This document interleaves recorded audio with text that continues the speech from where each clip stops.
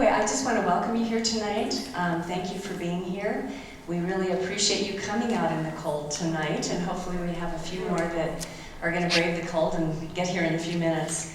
A very special thanks to Christy and Tiffany with Remax Alliance for their community support of tonight's meeting. And you'll see their name and all their information at the bottom of the agenda.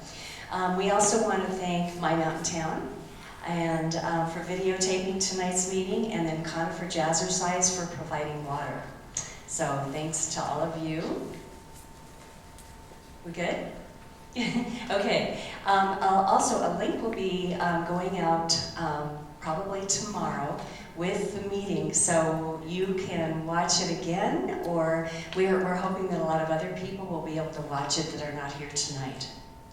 So our speakers tonight have been asked to present just the facts, no opinions, but just the facts. Conifer Area Council is not for or against any person, business, political, anything. So anyway, so just the facts.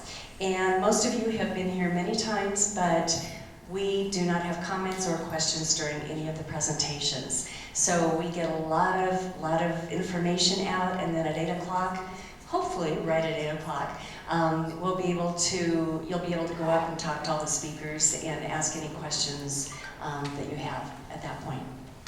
Okay, so what's going on around here?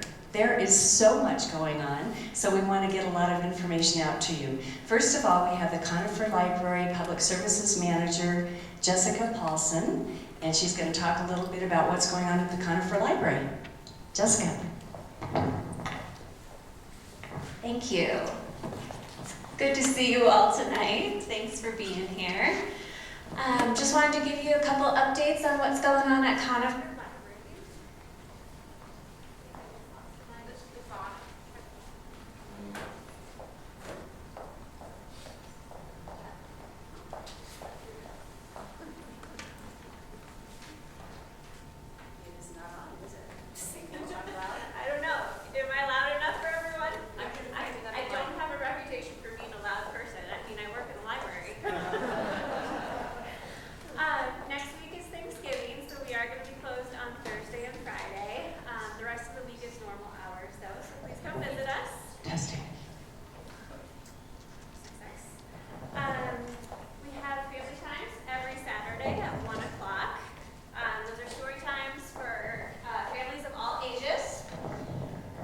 And then we've got a series of seasonal programs coming up. They're all winter and holiday themed. We've got a gift wrapping class on December 5th. Pizzelles, they're little Italian cookies, so you can make those on December 8th. And then you can make your own winter terrarium or snow globe on December 20th. And then in addition to those programs, we have our holiday open house coming up on Saturday, December 17th. And that's, again, for the entire family. All of these are, it's going to have music, crafts, face painting, snacks, and just a whole bunch of fun stuff. So come check us out over the next couple of weeks, and hope to see you there. Thank you.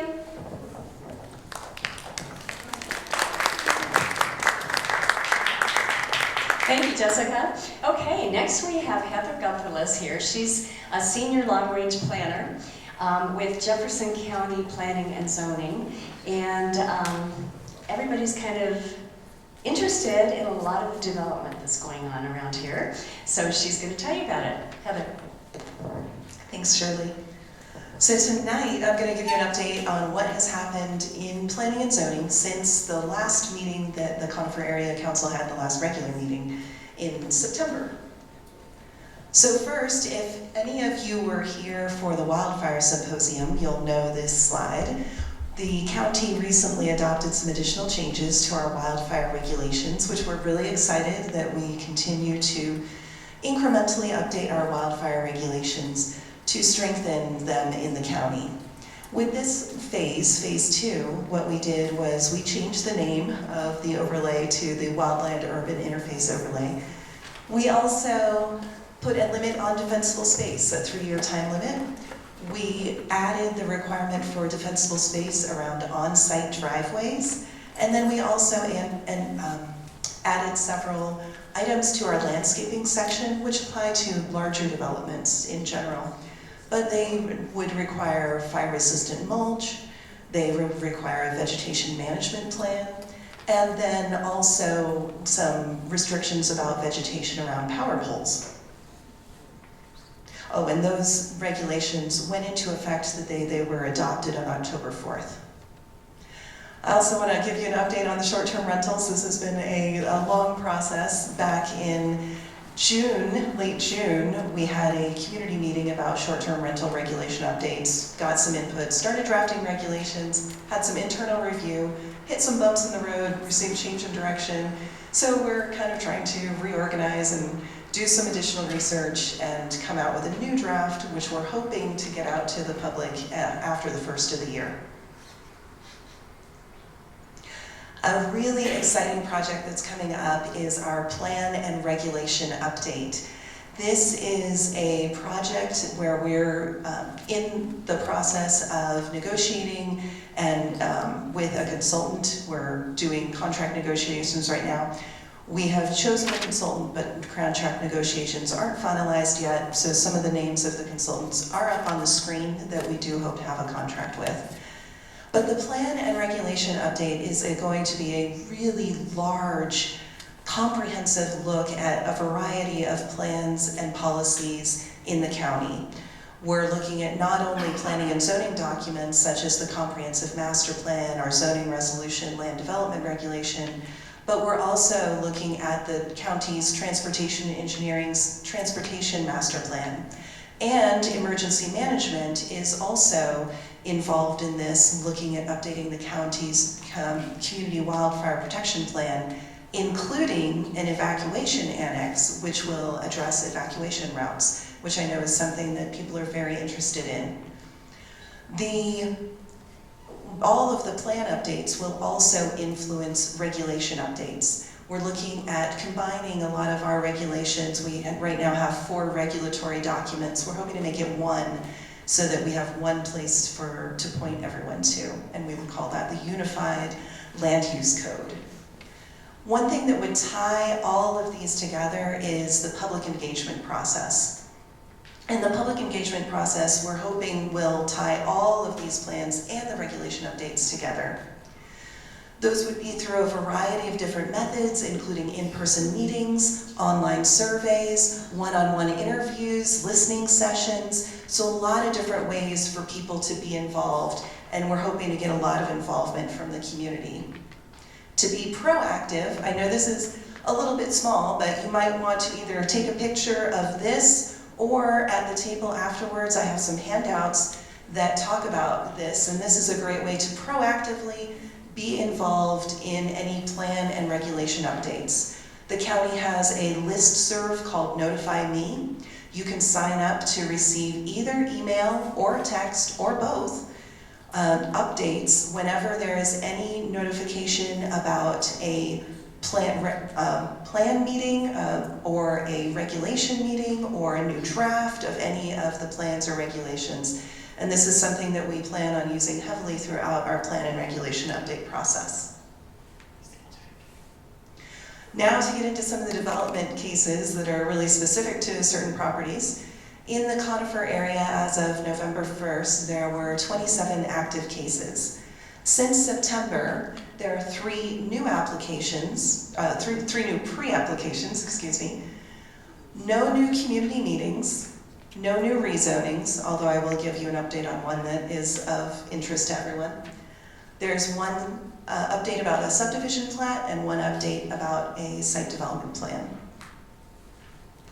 So first, to talk about the pre-application meetings. A pre-application, for background information, is a very preliminary investigatory process where either a property owner or somebody that is interested in buying a property would come to the county and say, I'm thinking about doing this thing, what would I need to do through the county to do it? And so it gets sent out to various internal entities, and we review it, give feedback on what the process would be, if there's any major hurdles that we see, what regulations would apply, things like that. Really gives the applicant a sense of some of the big issues that might come up throughout the process. About 40 to 50% of these types of cases actually never move forward. So it really is a weeding out process as well. And because it is so preliminary, there's no public notice of these types of meetings. The first pre-application that I wanted to talk about is not on your list. You should have in your packet with the agenda tonight a list of development cases. And this pre-application isn't on there. It doesn't have a number. It's been a year since they've had their pre-application, so it falls off our list. But it is the Paulsen Bike Ranch off of Shadow Mountain Road. They had a community meeting back in July. They are still in contact with the case manager about applying for a formal application, but they have not done so at this point in time. Next, I want to talk about pre-application number 7, because that is a new one. This is off of South Turkey Creek Road. There's an existing rehabilitation facility there right now, and the owners want to expand the facility, construct a new building, add parking, and a new driveway access. This is a type of process where the community plan recommendation would not apply because the zoning is already in place that would allow for these uses. Pre-application number 8 is off of South Deer Creek Road, and this is a proposal for a special use that would expand an existing religious retreat center. The property is 40 acres. And in this situation, the plan recommendation does apply. However, in the plan, it talks about how there are certain uses, community uses, have to follow certain criteria rather than the specific land use recommendation. They have to look at specific criteria just related to community uses. And those are things like churches, public facilities, government facilities, parks, things like that. Pre-application number 9 may look familiar to several of you. This is up near Richmond Hill Road in 285 off of Mary's Drive and Apache Trail. In the last year or so, the property was rezoned to allow single-family residential and a duplex on about 55 acres. So that rezoning was approved. The land use entitlements are now in place. And the property owner is wanting to do the minor adjustment, which is the follow-up process, to make the 3 lots, you can kind of see with the yellow lines, the 3 lots into 2 lots. Then I wanted to give you an update on the rezoning number 11, which is that we are still kind of in a holding pattern. The applicant is still trying to address some outstanding issues that they have. Oh, sorry, I should say what this is. This is the Conifer Center application that is the rezoning that's just behind the Safeway for 188 residential units. And the applicant is still in the process of trying to address the concerns, and so they are they're asking for extensions with the county at this point in time. The next the next proposal that I want to talk about is a subdivision plat process. Subdivision plat is a process where the land use is already in place, but this is where we look at a lot more of the technical issues such as drainage and access points and the lot lines specifically. The subdivision plat that changed status from the last time is one off of El Kiko Drive, which is just west of the Kings Valley area. And it is a property that is zoned A2. It's 30 acres. A2 has a minimum lot size of 10 acres, and they want to subdivide to have 2 lots. The last case that I want to talk about is a site development plan.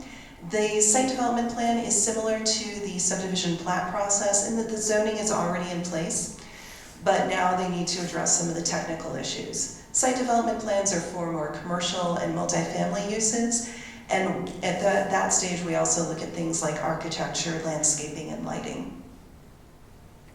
The site development plan that I wanted to update you on is in the Aspen Park area. It is the old Bank of the West building that they rezoned recently to allow, or no, they didn't need to rezone, sorry.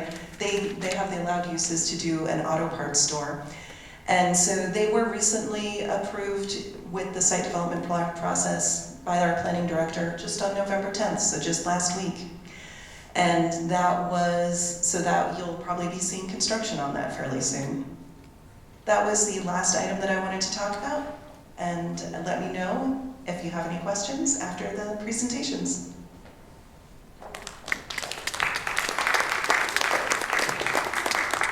Thank you, Heather. Like she said, you have all of that in your packet, so please take a look at that and get involved in whatever you'd like to. Next, we have our newly elected Jeffco Sheriff, Reggie Marinelli. Congratulations.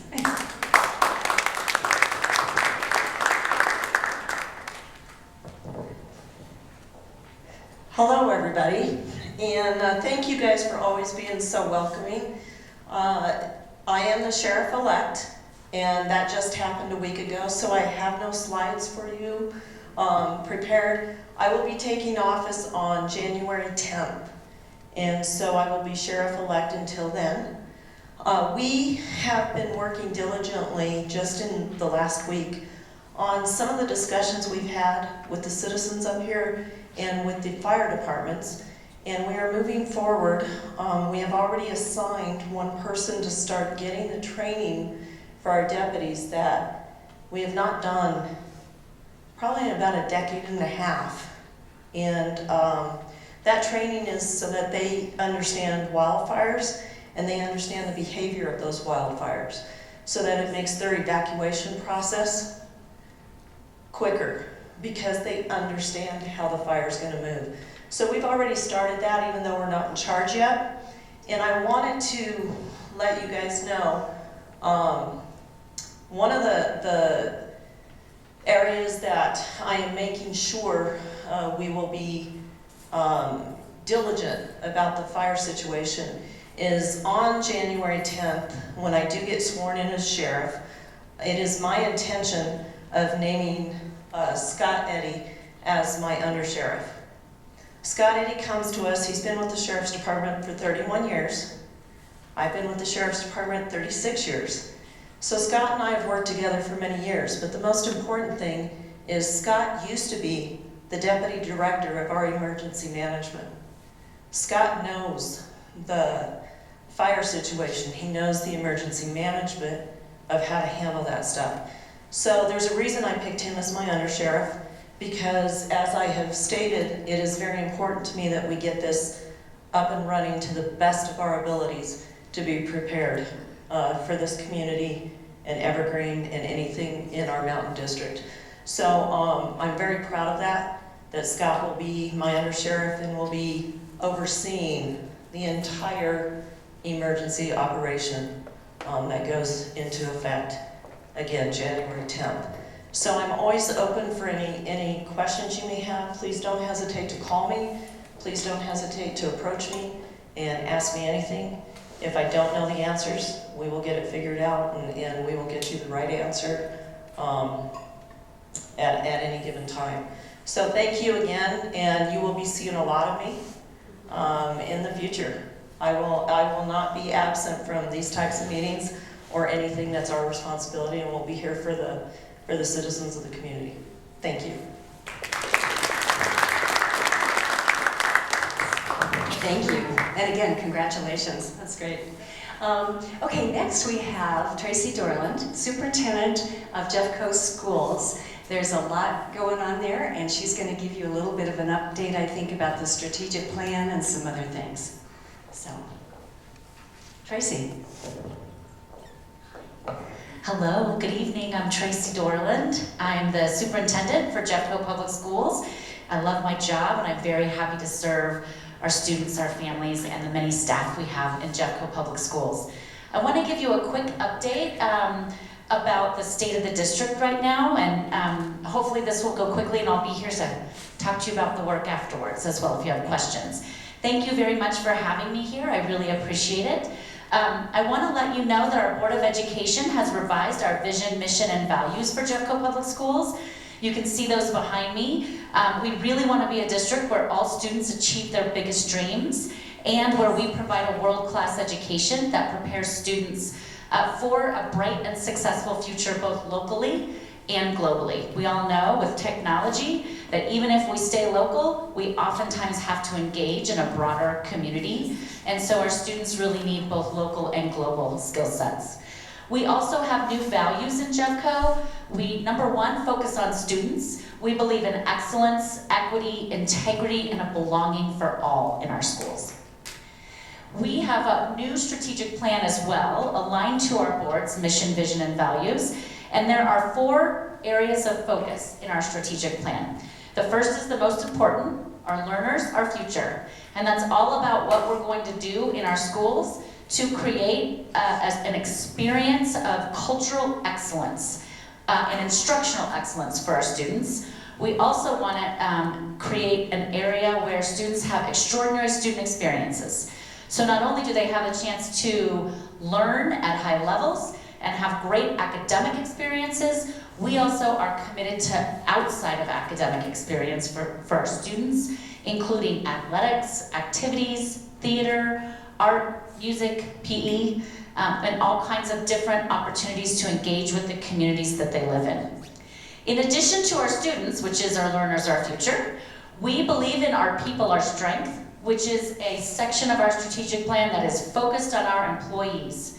We are the largest employer in the county as a school district, and we want to make sure that we are not only the largest, but the best place to work.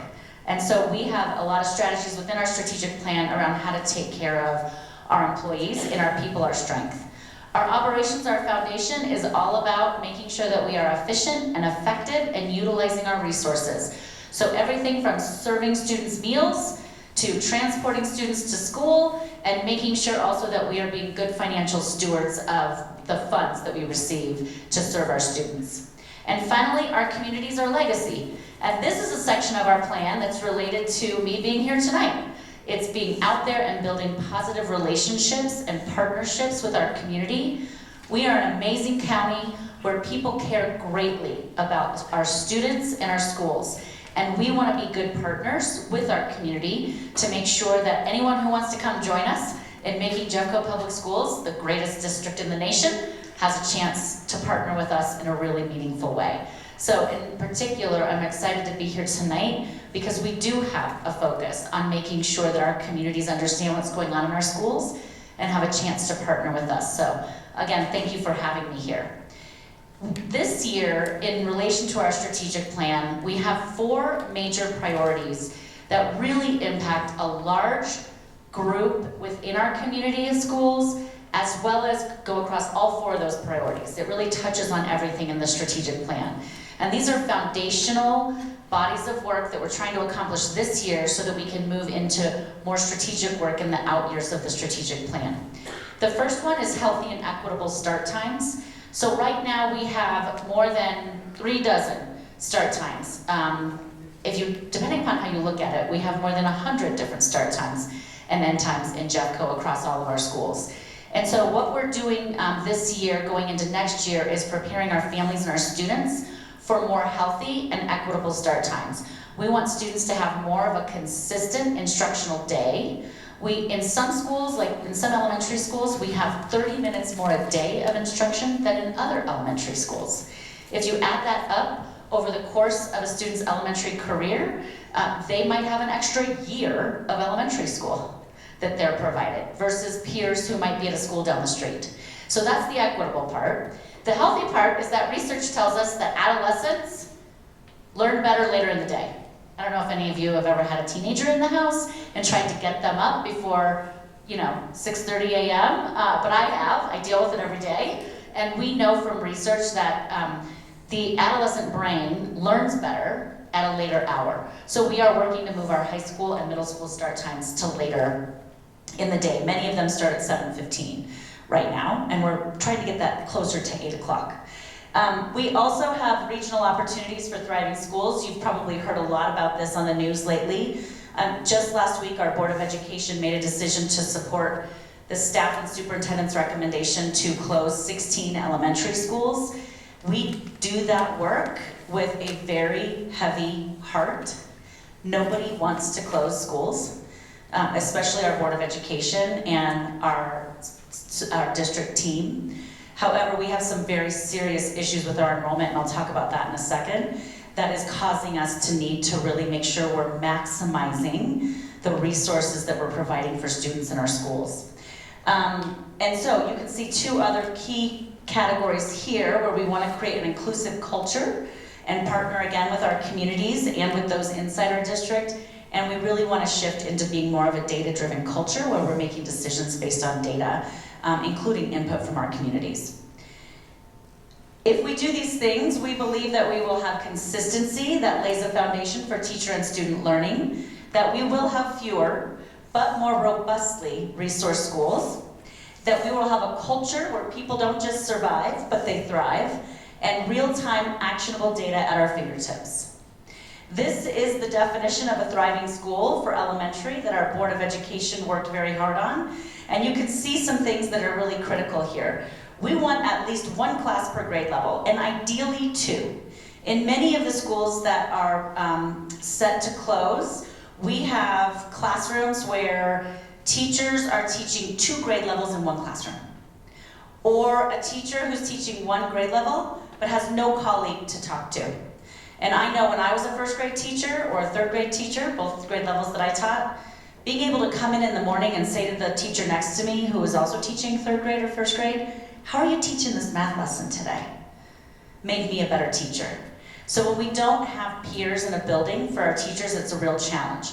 You can also see planning time, support from a digital teacher librarian, full-time social emotional learning staff, operational budgets that support full-time art, music, and PE, wraparound services, interventions. These are the types of programming that we're really moving toward and making sure not just some schools, but all schools in Jeffco are able to afford this type of robust programming and extraordinary student experience. So I can talk a lot more. If you'd like to ask some questions later, I could go on and on, but I know that my time is short, so I will be wrapping this up, and I look forward to speaking to some of you later after this is over.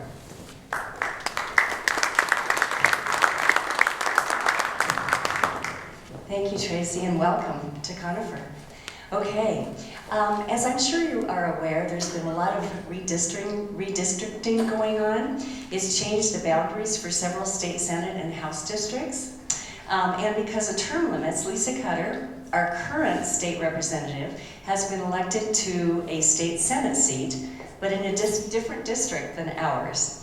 So Lisa wanted to say goodbye and thank you, but she had a conflict tonight. So we've got a little video from Lisa. Here it is.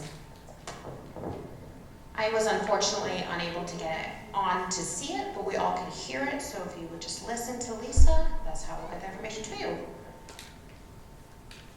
Much for letting me join you this way. I'm really genuinely sorry I'm not able to be there for our last official meeting together with the extra state representative.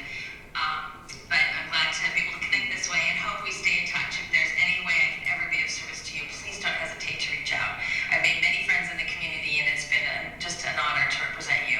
So I'm going to briefly cover some of the things that we've done in the past few years, things that I've been reflecting on as I leave the House and enter the Senate, and things that I think have really helped the community. Wildfire resiliency is always top of mind for folks in Conifer, things that, an area that we've talked a lot about, certainly in this space. And, we know climate change is making wildfire more prevalent, more intense, all of those things. So we've done a lot of things to address that, including finding multiple additional ways for governments to have additional funding, local governments to have additional funding for sustainable forest management and wildfire mitigation efforts, and to expand the outreach and awareness around these efforts and the resources that are available to folks. Still lots of work to do, but we've made some pretty significant progress in the last few years. We've also invested millions of dollars to help individuals, businesses, governments rebuild after a disaster does strike. And we created the Office of Climate Preparedness to better prepare for these kinds of disasters. In terms of other issues, housing is always on people's minds. It's become a real problem in Colorado, finding affordable housing in all corners of the state. So we did some pretty significant legislation over the past few years, investing hundreds of millions of dollars in some of the pandemic relief funds, the federal funds,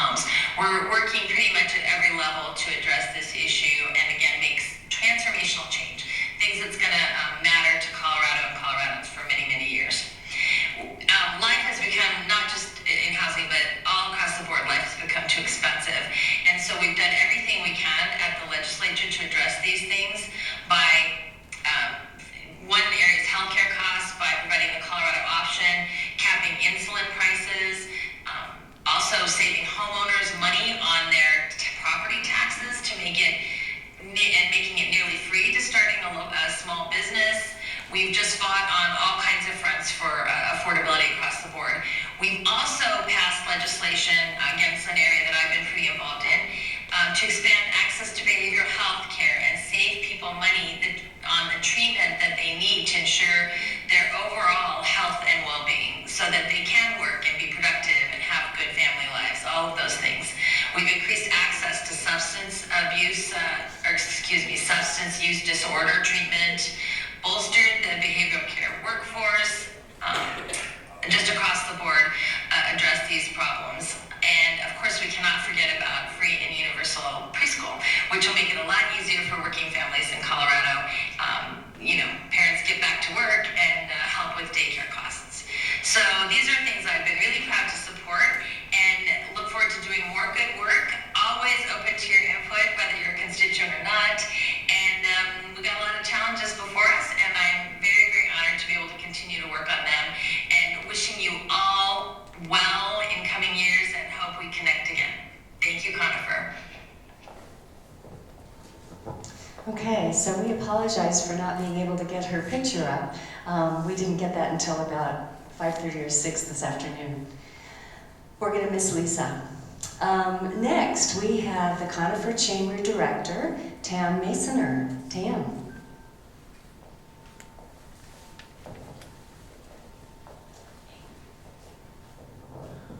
Hello, everybody. So I just want to inform you of what we're working on and what we're doing. The November mixer is tomorrow. You don't want to miss it. It's going to be at the Girl Scout Tomahawk Ranch, and the Platte Canyon Chamber of Commerce is doing it with us. It's a full barbecue and entertainment, cowboy poet, music. Hopefully everybody will come. We have like 75 people registered, so that's really good. So put your jeans on, your hats, and your dancing boots. If you live in Bailey, you're right down the street, so it's going to be fun. And it's from 5 to 7, and we have mixers every month on the third Thursday, and hosted by different locations, featuring numerous networking opportunities, great food, prizes, drinks, etc. So it's a great place to get to know other chamber members and just to network your business. We also have a food drive. We are collecting food at the food drive at all events in November and December. That's non-perishable food, and it benefits the Mountain Resource Center. This is sponsored by New York Life at Holly Connors, and the food has to be shelf-stable. Drop-offs are at the Chamber Office, Brooks Tavern, Moore Lumber, and Snowpack. So we would love for you to participate in that. The food bank is very low on food, and going into the holidays, they really need help. So we have 4 ribbon cuttings on Tuesday the 22nd at the Chamber Office. We have 3, and then 1 is at the the business. So if you'd like to come to that, they start at 11, and then we go till 12:30. And the ribbon cuttings for the chamber members are always scheduled on the 4th Tuesday of the month. We also are doing shop small. There's bags up there. If you have a business, you can take 1 or 2 of these. We have 200 of them. Take as many as you want.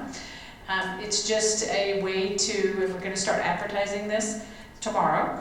And it's just a way to get people to not go down the hill and go shopping for Christmas. So we want you to shop up the hill. And it starts on Saturday, the 26th, and it goes all the way through December. And then our big event that we have coming up is the Christmas Parade. And I'm sure you guys are all familiar with the Christmas Parade. If you're not, it's been going on for 39 years. And it's on Saturday, December 3rd. There's a magazine over there that has the picture of the graphic, and if you're on Facebook, you've probably seen it. We've advertised it a lot. Our title sponsor is Lifetime Windows and Siding, and the theme is Heroes on Parade. So that's whatever you think it is. It could be military, it could be moms, it could be teachers, whatever. We have over 40 parade participants, and we have over 30 vendors that are going to be inside of a market tent. It is free. Santa is going to be there at 10:30, And then we have shuttles that run from West Jeff Elementary, and then there's parking at Aspen Park RTD. There's usually 3,000 to 4,000 people there, so this is a big event. If you're interested in joining, we do have a website this year, and it's the christmasparade.goconifer.com. So it's really a cool website, and you can go on there and you can register to be a volunteer. We always need volunteers. And you can register to be a parade participant, a vendor, or a sponsor for different things. There's going to be a corn maze and a monster truck for the kids. There's also going to be the military there. We're not sure what that looks like yet, but we're working on it. And there's going to be a holiday trolley and spirit tents. There is also, you can shop at the Christmas market. Let's see, delicious food. We have food trucks, and the Elk Creek Fire Department, Fire Protection District will also be on site, and they sponsor Toyland. So that's like the kids area, and that's where Santa will be. They'll have warm fires and pictures with Santa, warm yummy treats, and fun games. So make sure you come out to that. And then there also will be music. There's 4 different bands. And then the December membership meeting is coming up, and we're having an ugly sweater contest, and it's like a just a Christmas party. So if you want to come and check out Chamber and membership, you're welcome to come. Thanks a lot. And you're buying breakfast for what? You're buying breakfast for Thank you, Tamm. It sounds like fun, right? We'll see you all at the Christmas parade, right? Okay, next we have Corps Director Ron Kilgore, and they are doing so much regarding wildfire mitigation and all of that. So he's going to talk a little bit about that. Thank you, Shirley. It's a pleasure to be here tonight to speak with you. My name's Ron Kilgore. I'm the District 2 Director for Core Electric Co-op. I am your electric representative to your power company. Core Electric Co-op, formerly IREA, was started in 1938 in Bailey, Colorado, believe it or not, with 27 members. We've grown a little bit in geography since then. We've also added to our membership. Right now, there are probably about 300,000 members to Core Electric Co-op. We have about 170,000 meters. So our geographic area,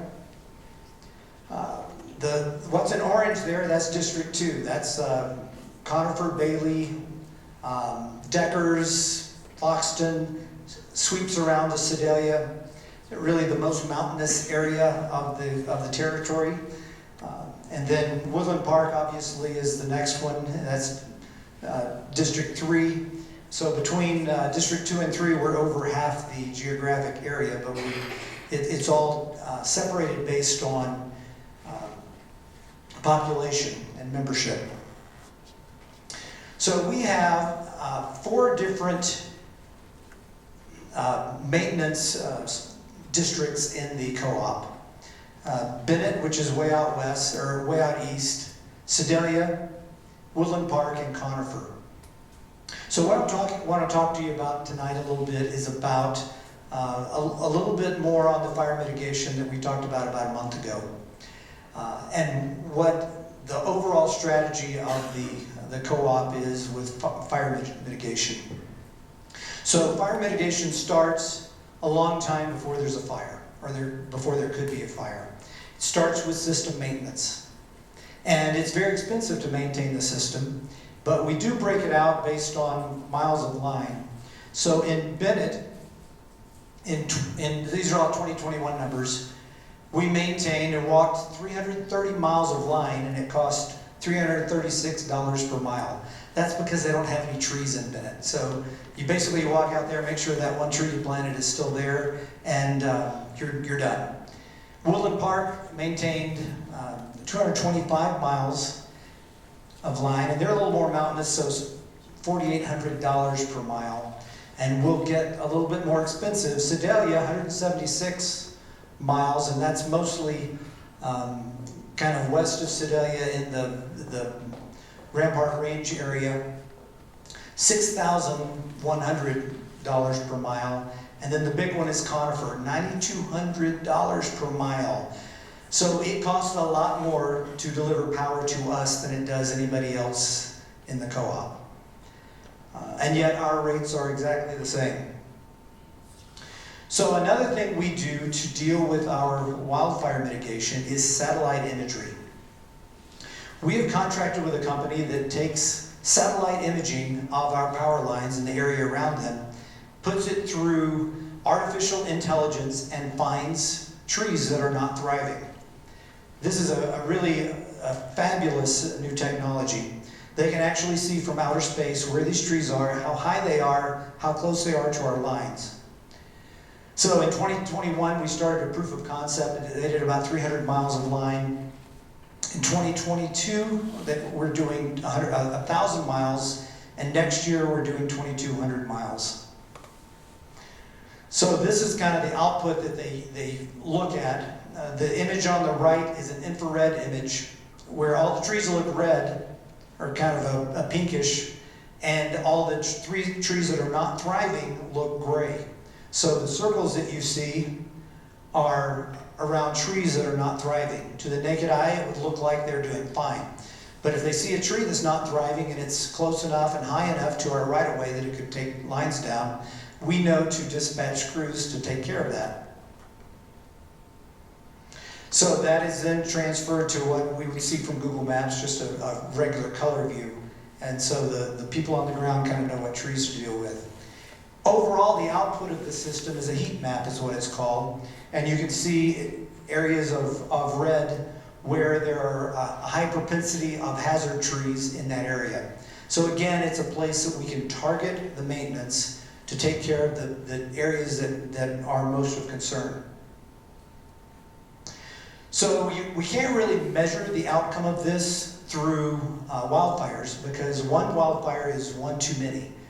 So we're hoping for 0 wildfires. But we do this, we can measure the outcome of this process in the reliability. And we basically keep stats on that based on the average duration and the average frequency of outage. So on the duration, this is the duration number. That yellow line is our goal, and that was last year. And you can see we started above our goal, but ended almost about 60% of what our goal was, which is great. We want to be below 80 minutes, the average of 80 minutes a year. And we ended up at 46, so that's great.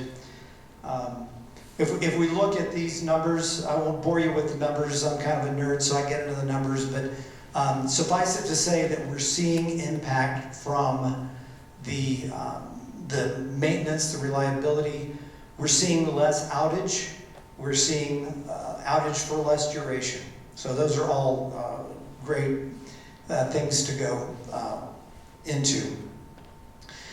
So the next thing we have that we're really advanced for a utility is the windstorm settings, or we call them fire settings. Our protection on our overhead lines, we're able to, with a few clicks, change all those to make them much more sensitive when the wind's blowing, when the humidity is low, when the vegetation is dry.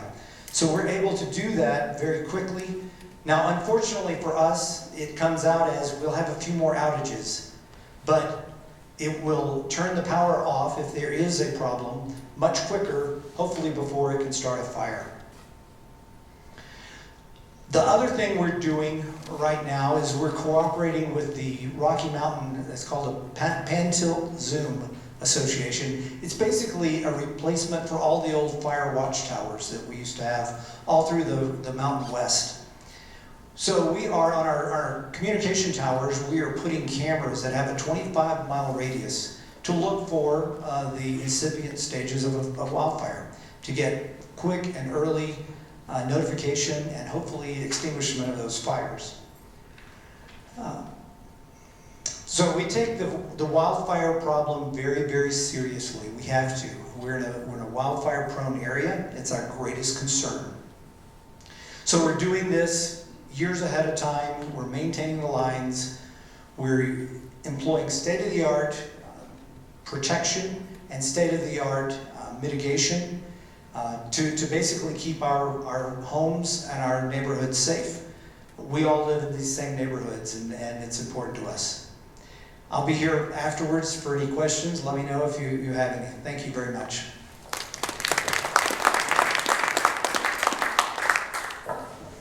Thank you, Ron. I think that is all such exciting information. So we've got a lot going on. Next, we have our newly elected senator.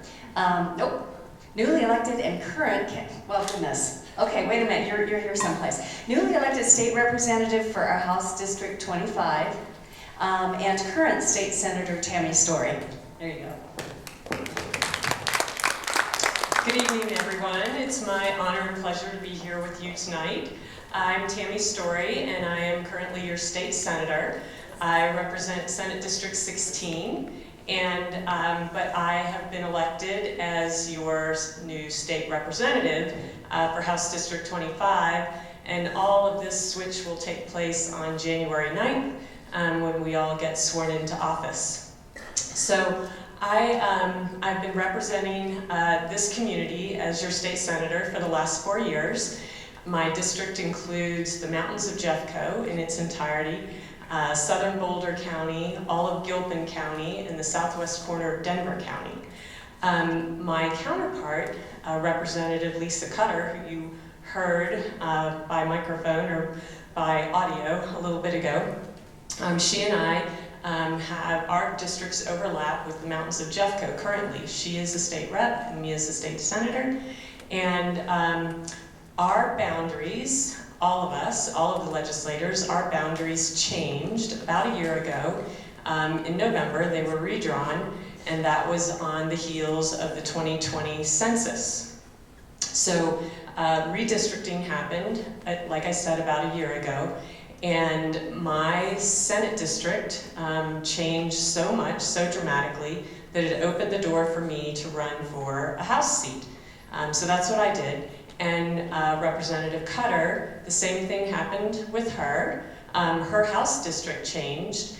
And so she also chose to run for a different chamber, and she ran for a Senate seat. So we aren't effectively changing our chambers between us. We're both just running for very new districts, and as it turns out, different chambers.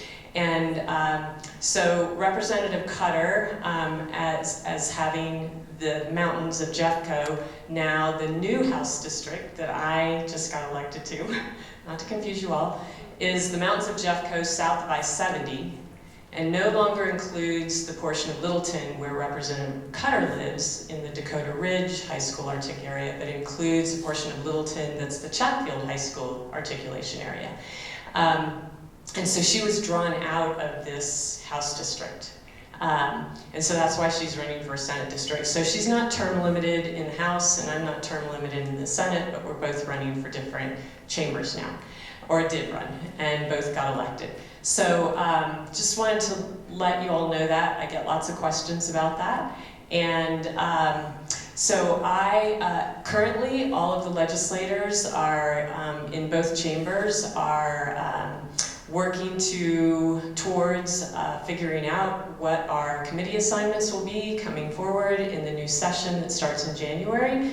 None of us have those committee assignments yet. I currently sit on the Senate Education Committee, as well as the Senate Local Government Committee. I'm vice chair in education, and I'm vice chair also in local government.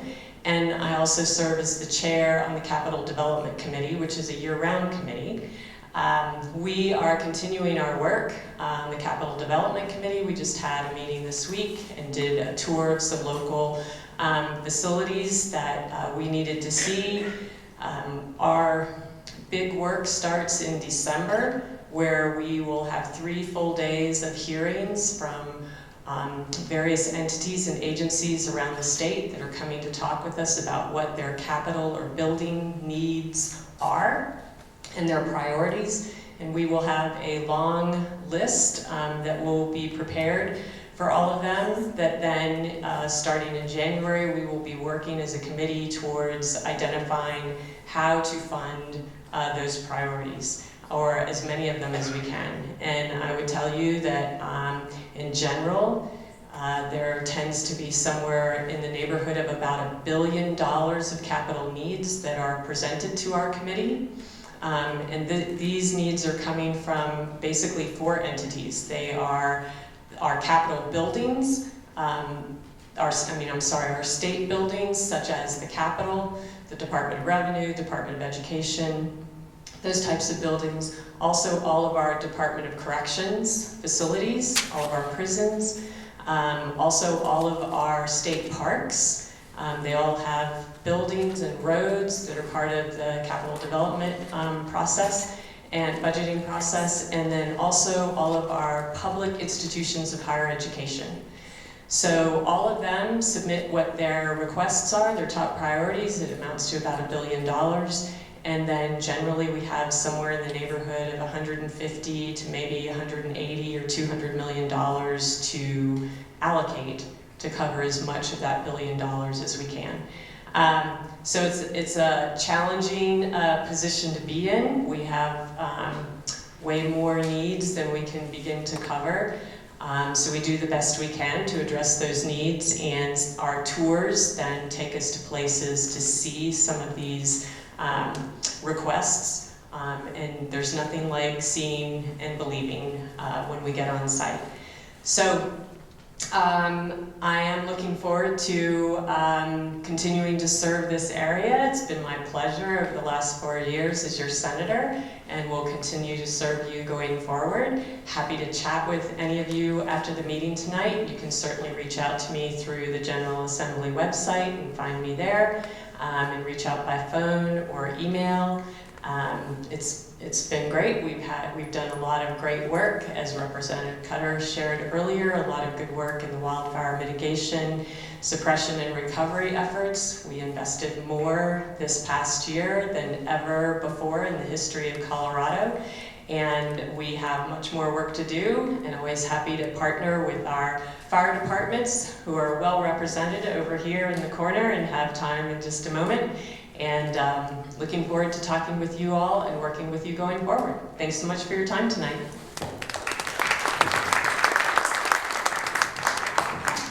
Now that Tammy and I both have you totally confused about redistricting, right? It's kind of complicated. Anyway, next we have Jacqueline Neal. She is going to talk a little bit about what's going on with the Salvation Army this holiday season. Jacqueline. Hi everyone, I'm Jacqueline Neal. Thanks for having me, and thanks for coming out on this very cold night. I'm with the Conifer Salvation Army, the Service Extension Unit in Conifer. So you know the big Salvation Army, we're part of that. But Conifer Salvation Army Extension Unit serves from Morrison to Kenosha Pass and a little bit part of South Evergreen. I've been part of this organization for about 10 years, maybe a little longer. I used to serve with the bank too, Peak National Bank, if any of you remember that. I serve with Angela, you all know Angela, and Yvonne, and Christy. So we have a small team, so if you're ever interested in joining a really good, wonderful organization, we could use your support. But why I'm here today is because we are kicking off our Red Kettle campaign. That's the bell ringing that we do at King Soopers. That starts the day after Thanksgiving, so we don't have much time to get people signed up. We have a few people signed up right now. I do have a computer in the back, and then if anybody wants to come back and get signed up, but we really need your support, because when the kettle is not manned, we don't have anybody really putting any donations in the kettle. So most of our donations go to Park County, really, Jefferson County as well. But we help families with all kinds of needs, from their electric bills to, getting snow tires, all kinds of medical, all kinds of needs. So we really need your support. So please join us this kettle campaign season. We go up until the day before Christmas as well. Thank you for having me, and God bless. Thank you, Jacqueline. Yeah, it's fun to, collect money outside the King Supers. So sign up if you can, that'd be great.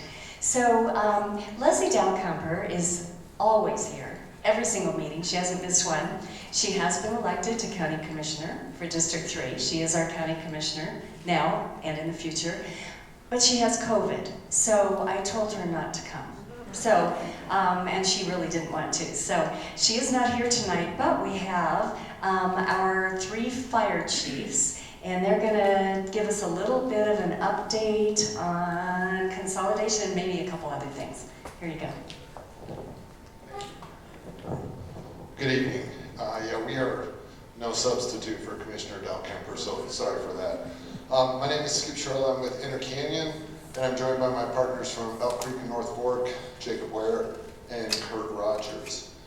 A few things we're going to talk to you about tonight, and one of them we're very excited to say we have launched today a survey that is going to ask all of you, all our community members, what they think about consolidation.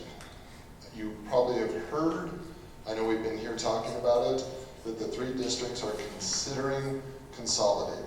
But we want to know what you think, and this is a wonderful opportunity to put your input in, let us know where you stand. It should take about 10 minutes.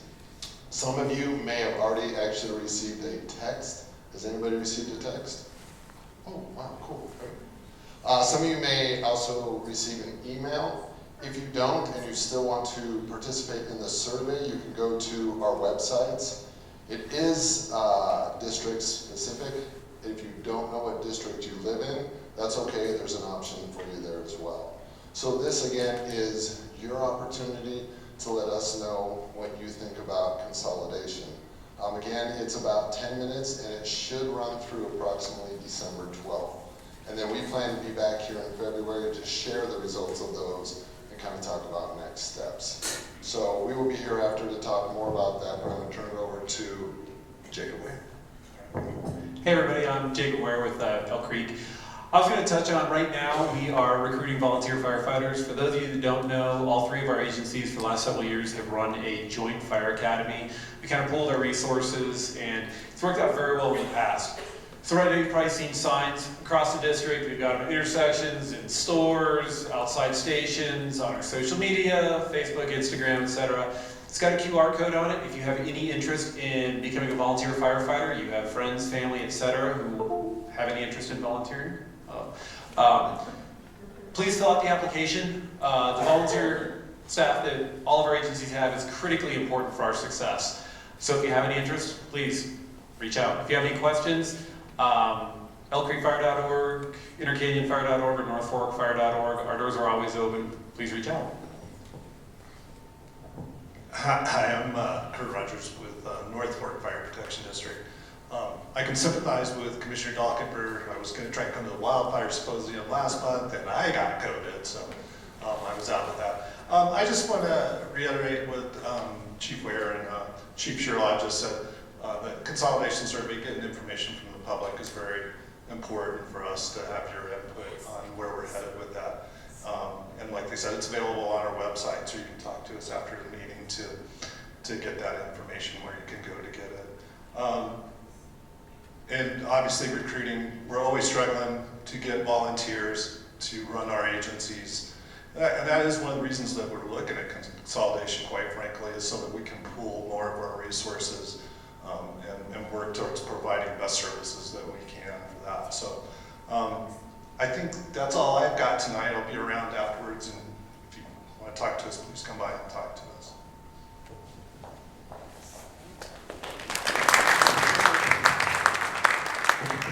Thank you. These guys are critical. Obviously, wildfire is #1 concern for most of us up here, and they're the guys. So, and consolidation, whether you're for it or against it, very, very important. So please take their survey. And we also have a Conifer Area Council survey that has that as part of our survey.